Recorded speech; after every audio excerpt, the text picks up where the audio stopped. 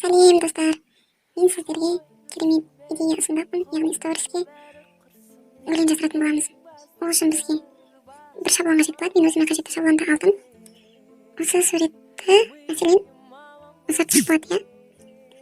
Енді бізге өлең қажет болады. Соки.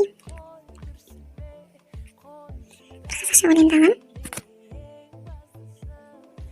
Мәселен, тыңдап көрейік енді. Бізде өлең алынды. Енді осы өлеңді біздер жазуымыз қажетті.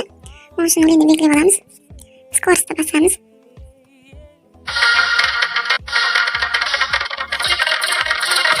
Осылай біз өлеңді жаздырдық. Енді аты жерін алып тастаймыз. Разрез етеміз. Бізге атқысы керек емес. Алып тастадық. Осымен дайын.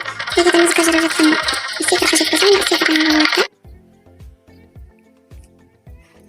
Стикерді кірейік.